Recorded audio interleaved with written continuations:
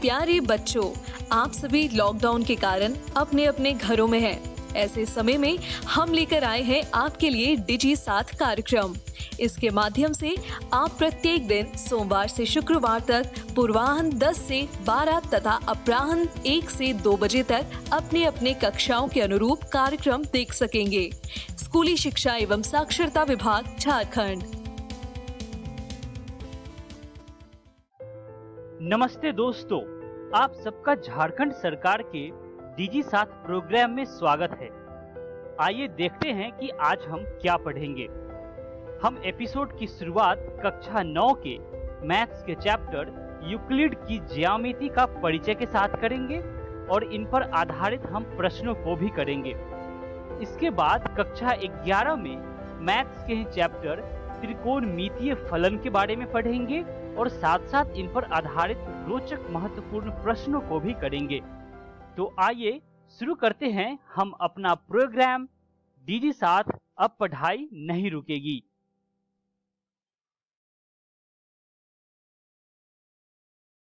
नमस्कार दोस्तों, आज हम कक्षा 9वीं की गणित का पाठ 5 पढ़ने वाले हैं, जिसका नाम है यूक्लिड की ज्यामिति का परिचय। इस पाठ को हमने 2 भाग में बांटा है। आज हम यूक्लिड की ज्यामिति का परिचय का भाग 1 पढ़ने वाले हैं। आज की इस वीडियो में हम पढ़ेंगे परिचय और यूक्लिड की परिभाषाएं। तो चलिए आगे बढ़ते हैं और शुरू करते हैं हम हमारा आज का भाग। ज्यामिति यूनानी भाषा के 2 शब्दों से मिलकर बना है, जियो और मिथ्रिन। जियो का अर्थ होता है पृथ्वी और मिथ्रिन का अर्थ होता है मापना, यानी ज्यामिति का अर्थ हुआ पृथ्वी को मापना। इससे हमें यह प्रतीत होता है कि ज्यामिति का उद्गम भूमि मापने की आवश्यकता के कारण हुआ है। गणित की इस शाखा का अध्ययन विभिन्न रूपों में प्रत्येक प्राचीन सभ्यताओं द्वारा किया गया, चाहे वो चीन हो, भारत हो, यूनान हो इत्यादि। इन सभ्यताओं के लोगों को अनेक व्यवहारिक समस्याओं का सामना करना पड़ा, जिनमें ज्यामिति के विकास की विभिन्न प्रकार से आवश्यकता पड़ी। पर क्या ज्यामिति का अर्थ सिर्फ मापना होता है? नहीं, ज्यामिति का अर्थ कुछ कथनों को सिद्ध करना भी होता है, जिसके बारे में अभी आप जानेंगे। एक यूनानी गणितज्ञ थेल्स को यह श्रेय जाता है कि उन्होंने सबसे पहली ज्ञात उत्पत्ति प्रदान की। यह उत्पत्ति इस कथन की थी कि वृत्त का व्यास वृत्त को समद्विभाजित करता है। समद्विभाजित यानी कि 2 बराबर भागों में विभाजित करता है, जैसा कि आप देख रहे हैं। यह हमारा वृत्त है, जिसमें हमारा व्यास वृत्त को 2 बराबर भागों में बांट रहा है। थेल्स के एक सबसे प्रसिद्ध शिष्य पाइथागोरस थे, जिनका नाम आपने अवश्य सुना होगा। पाइथागोरस और उनके साथियों ने अनेक ज्यामितीय गुणों की खोज की और ज्यामिति के सिद्धांतों का अत्यधिक विकास किया। यह प्रक्रिया 300 ईस्वी पूर्व तक जारी रही और उसी समय मिस्र के अलेक्जेंड्रिया में गणित के एक शिक्षक यूक्लिड ज्यामिति पर और उसके सिद्धांतों पर खोज कर रहे थे, और ज्यामिति के गुणों की खोज के बाद हम यूक्लिड को ज्यामिति के पिता कहने लगे। यूक्लिड ने उस समय तक ज्ञात गणित के सभी ज्ञान को एकत्रित किया और एलिमेंट्स नामक अपनी प्रसिद्ध ग्रंथ के रूप में उसे व्यवस्थित किया। यूक्लिड का प्रसिद्ध ग्रंथ था एलिमेंट्स। उन्होंने एलिमेंट्स को 13 अध्यायों में विभाजित किया, जिनमें से प्रत्येक को पुस्तिका माना जाता है। इन पुस्तिकाओं ने समस्त विश्व की ज्यामिति संबंधी समझ को आने वाली पीढ़ियों तक प्रभावित किया। यूक्लिड के समय के यूनानी गणितज्ञों ने ज्यामिति को उस विश्व का एक सिद्धांतीय प्रतिमान सोचा जिनमें वो रहते थे, यानी कि बिंदु, रेखा या पृष्ठ इत्यादि की अवधारणाएं उन वस्तुओं से स्थापित की गई थी जो उनके आसपास थी। आकाश और उनके आसपास के ठोसों के अध्ययन के आधार पर एक ठोस वस्तु की सिद्धांतीय ज्यामितीय अवधारणा विकसित की गई। एक ठोस का आकार होता है, माप और स्थिति होती है तथा उसे एक स्थान से दूसरे स्थान तक ले जाया जा सकता है। इसकी परिसीमाएं पृष्ठ कहलाती हैं। पृष्ठ की परिसीमाएं वक्र या सीधी रेखाएं होती हैं। इन रेखाओं के सिरे बिंदु होते हैं। ठोस की 3 विमाएं होती हैं, पृष्ठ की 2 विमाएं होती हैं, एक रेखा की 1 विमा होती है और एक बिंदु की कोई विमा नहीं होती। यूक्लिड ने इन कथनों को संक्षिप्त रूप से परिभाषाओं के रूप में प्रस्तुत किया। उन्होंने इसका प्रारंभ एलिमेंट्स की पुस्तक 1 में 23 परिभाषाएं देकर किया। अब हम उनकी परिभाषाओं में से कुछ परिभाषाएं को देखेंगे। पहली परिभाषा है, एक बिंदु वह है जिसका कोई भाग नहीं होता। जैसा कि आप देख रहे होंगे स्क्रीन पर, ये एक बिंदु है जिसका कोई भी भाग नहीं है। दूसरी परिभाषा है, एक रेखा चौड़ाई रहित लंबाई होती है। ये एक रेखा है और इसकी कोई भी चौड़ाई नहीं है, सिर्फ लंबाई है। अगली परिभाषा है, एक रेखा के सिरे बिंदु होती है। जैसा कि आप देख रहे हैं, इस रेखा के सिरे पर बिंदु है।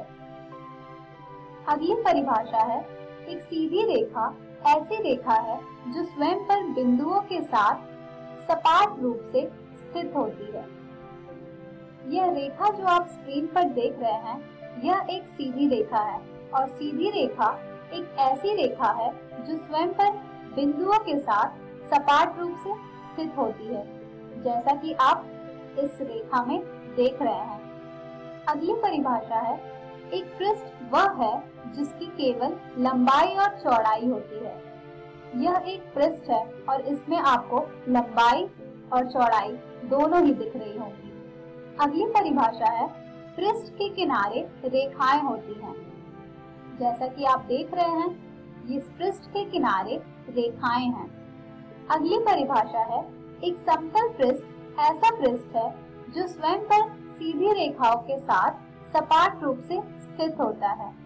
यानी कि वो पृष्ठ जो स्वयं पर सीधी रेखाओं के साथ सपाट रूप से स्थित होते हैं, उन्हें एक समतल पृष्ठ कहते हैं।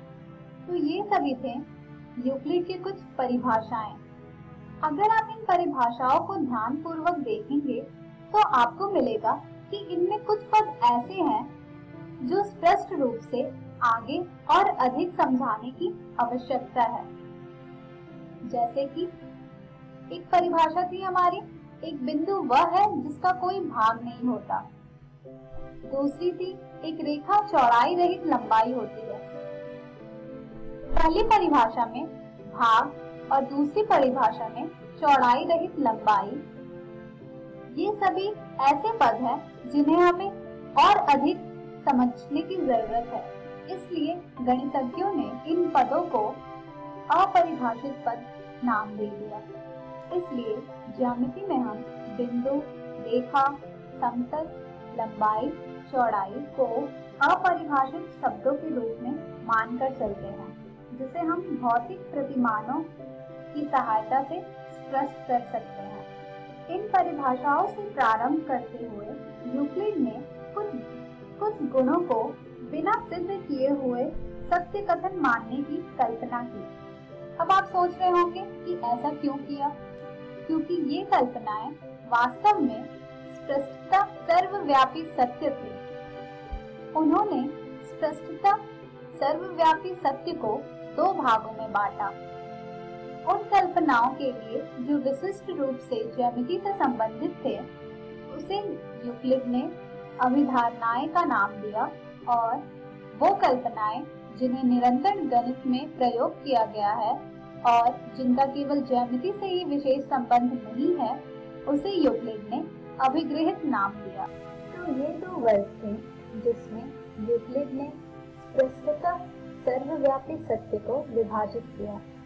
आज के इस वीडियो में हमने सीखा ज्यामिति का परिचय, यूक्लिड की परिभाषाएं। हम हमारी अगली वीडियो में जानेंगे यूक्लिड की अभिगृहित और अभिधारणाएं, यूक्लिड की 5वीं अभिधारणा के समतुल्य रूपांतरण।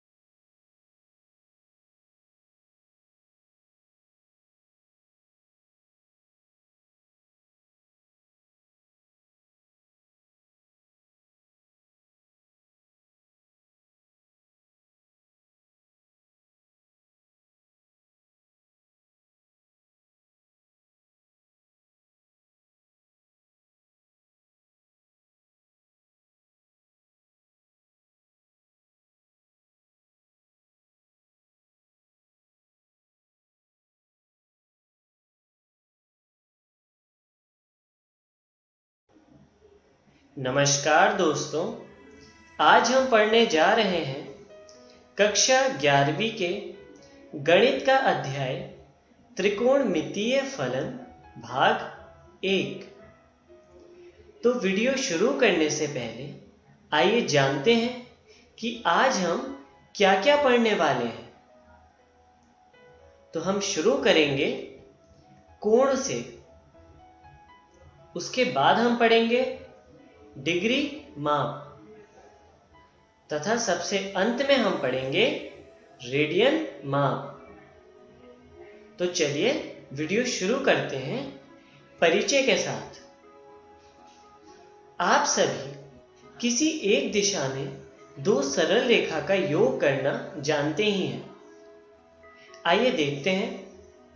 चलिए हम यहां पर एक सरल रेखा लेते हैं जिसका नाम है ए बी, तथा हम यहां पर इसी दिशा में एक और सरल रेखा लेते हैं जिसका नाम है बी सी। अब अगर मैं आपसे पूछूं कि रेखा AC का मान क्या होगा, तो आप बहुत आसानी से बता देंगे AC बराबर AB प्लस BC। तो रेखा AC का मान आप AB प्लस BC बहुत आसानी से बता सकते हैं। पर चलिए यहां पर इस केस को थोड़ा सा मॉडिफाई करते हैं। हम एक दूसरी रेखा लेते हैं AB, तथा रेखा BC को कुछ इस प्रकार लेते हैं। तो यहां पर है रेखा AB और रेखा BC, और हमें फिर से AC का मान ज्ञात करना है। तो क्या यहां पर AC का मान AB प्लस BC होगा? नहीं, यहां पर AC is not equal to AB plus BC। तो इसी तरह की गणनाओं का अध्ययन हम त्रिकोणमिति के अंदर करते हैं। तो चलिए आइए हम त्रिकोणमिति को समझते हैं। त्रिकोणमिति को इंग्लिश में कहते हैं ट्रिग्नोमेट्री, जो दो ग्रीक शब्दों से मिलकर बना है, जिसमें पहला है ट्रिगोन और दूसरा है मेट्रोन, जिनका मतलब होता है त्रिभुज की भुजाओं को मापना।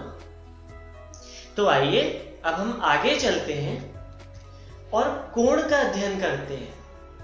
कोण को इंग्लिश में कहते हैं एंगल।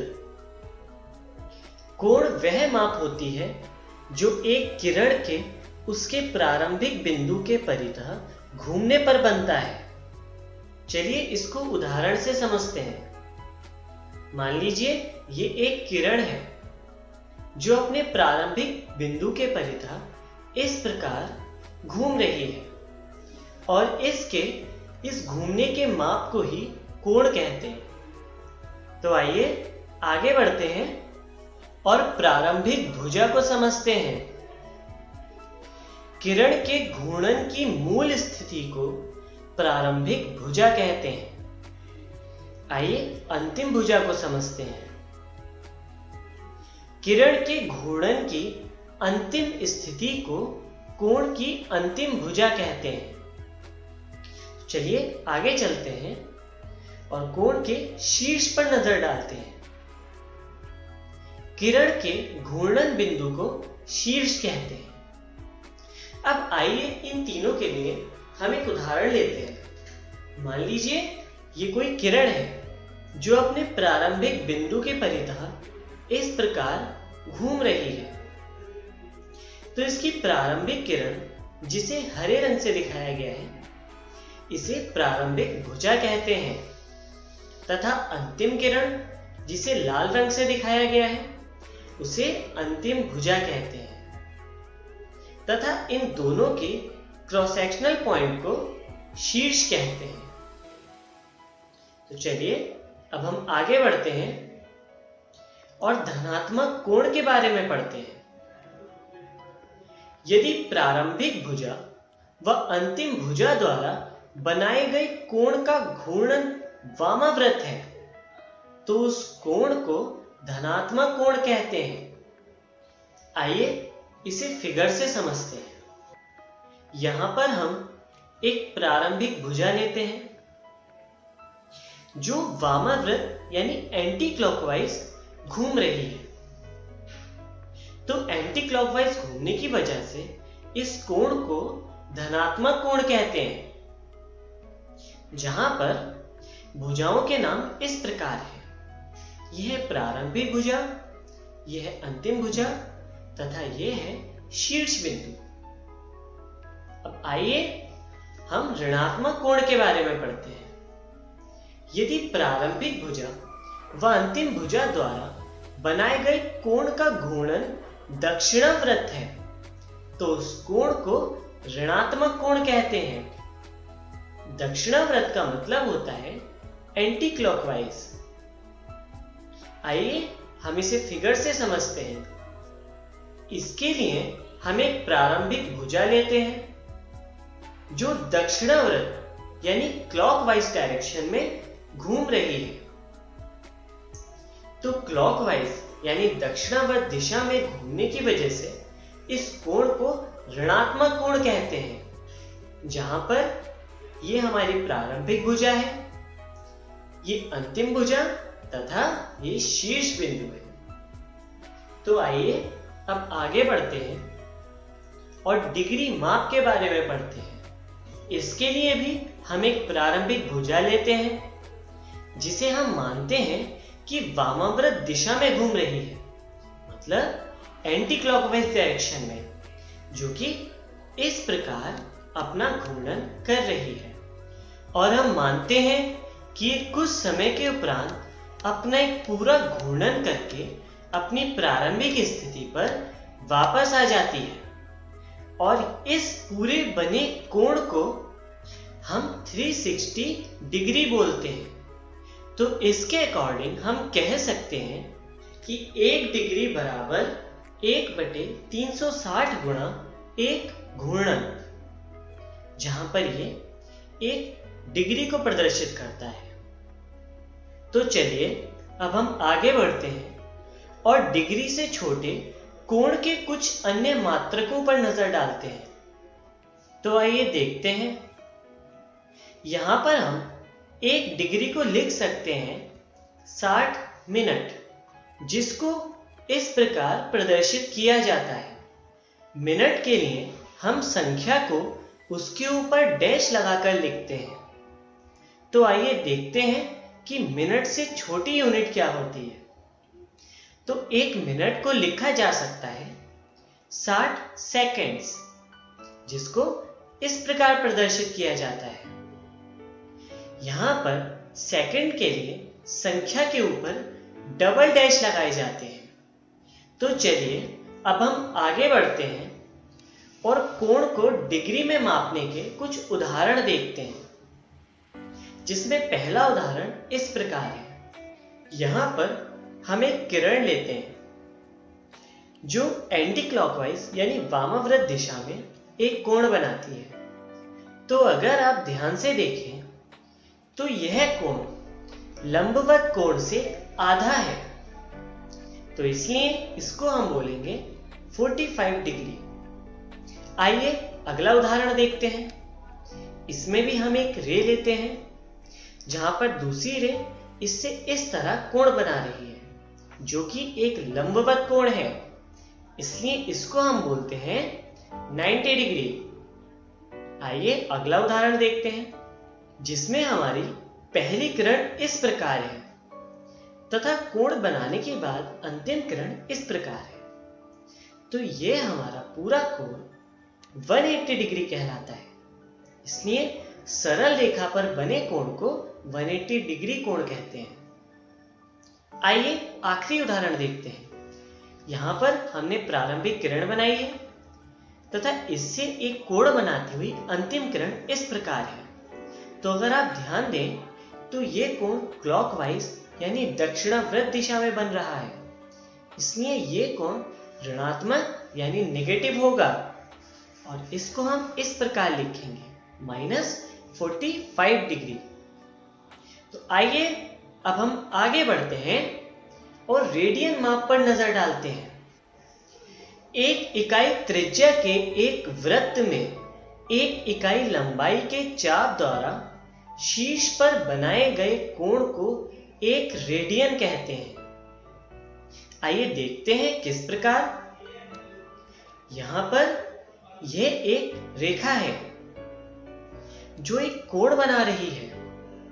अब यदि हम इन दोनों को त्रिज्या मान के एक वृत्त खींच दें तो इस कोण के द्वारा यदि वृत्त के चाप की लंबाई 1 इकाई है तो यह कोण एक रेडियन कोण कहलाता है। तो चलिए आगे बढ़ते हैं और कोण तथा पाई के बीच संबंध देखते हैं। एक इकाई त्रिज्या वाले वृत्त की परिधि आप लोग पढ़ ही चुके हैं, जिसका मान होता है 2 पाई। इसी प्रकार हम देख सकते हैं कि r त्रिज्या वाले वृत्त की परिधि कितनी होगी। तो यदि एक इकाई त्रिज्या वाले वृत्त की परिधि 2 पाई होगी तो r त्रिज्या वाले वृत्त की परिधि 2 पाई r होगी। अब आइए हम एक सूत्र का प्रयोग करते हैं जो होता है कोण बराबर चाप बटे त्रिज्या। इसके लिए हम एक पूरे घूर्णन का कोण देखते हैं। तो एक घूर्णन में बना कोण होता है चाप बटे त्रिज्या। तो टोटल चाप हमारी कहलाएगी वृत्त की परिधि जो कि होगी 2 पाई r और वृत्त की त्रिज्या होगी r। तो इस प्रकार एक घूर्णन में बने कोण का मान हमें मिल जाता है 2 पाई और इसलिए हम 2 पाई को 360 डिग्री के इक्विवेलेंट भी बोल सकते हैं। तो आइए अब हम आगे बढ़ते हैं और रेडियन तथा वास्तविक संख्याओं के मध्य संबंध देखते हैं। इसके लिए हम एक वृत्त लेते हैं। हम सभी जानते हैं कि वृत्त की परिधि 2 पाई r होती है जो कि रेडियन में है तथा हम इससे स्पर्श करती हुई एक स्पर्श रेखा लेते हैं जिसका नाम है AOB। अब यदि रेखा AO को मोड़ दिया जाए वृत्त के ऊपर तथा रेखा OB को भी इसी प्रकार दाईं ओर से मोड़ दिया जाए वृत्त के ऊपर तो रेखा AOB पूरी तरह वृत्त को ढक लेगी और इस प्रकार वृत्त की परिधि तथा रेखा AOB एक समान रूप से व्यवहार करेंगी। पर यदि हम देखें तो रेखा AOB की लंबाई एक वास्तविक संख्या के रूप में लिखते हैं तथा वृत्त की परिधि को हम रेडियन की टर्म्स में लिखते हैं। तो इस प्रकार वास्तविक संख्या तथा रेडियन को हम समान रूप से ले सकते हैं क्योंकि रेडियन तथा वास्तविक संख्या एक समान व्यवहार करती हैं।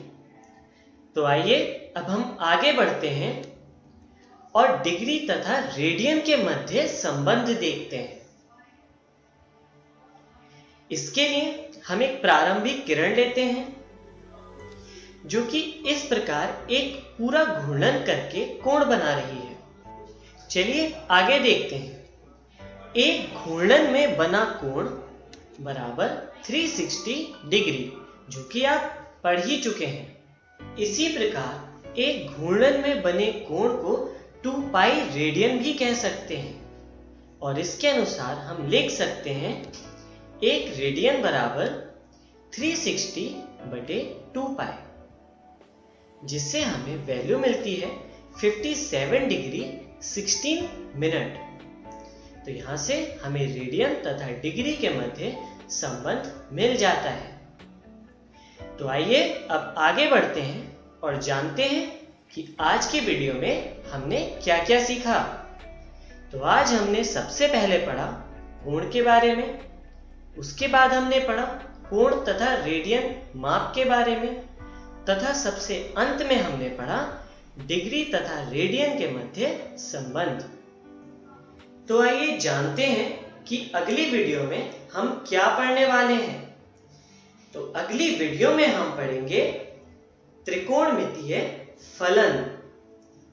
धन्यवाद।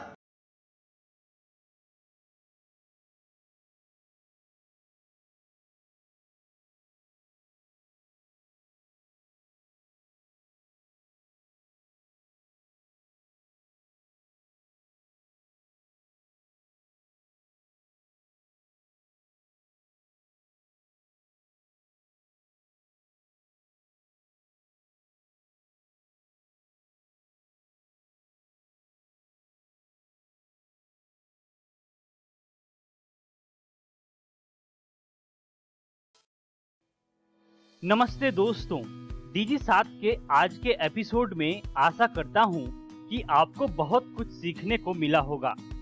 आइए देखते हैं कि आज हमने क्या क्या पढ़ा। आज हमने कक्षा 9 में यूक्लिड की ज्यामिति का परिचय को पढ़ा और उन पर आधारित प्रश्नों को भी किया। इसके बाद कक्षा 11 में त्रिकोणमितीय फलन को पढ़ा और साथ साथ इन पर आधारित प्रश्नों को भी किया।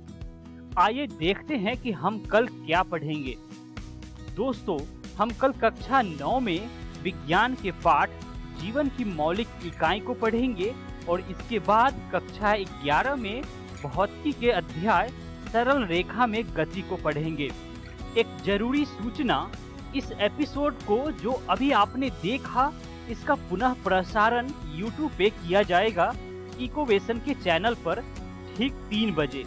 तो यदि आप अपने दोस्तों के साथ भी ये एपिसोड शेयर करना चाहते हैं या पुनः देखना चाहते हैं तो YouTube पर डीजी 7 इकोवेशन सर्च करें और आप इस वीडियो तक पहुंच जाएंगे। धन्यवाद दोस्तों।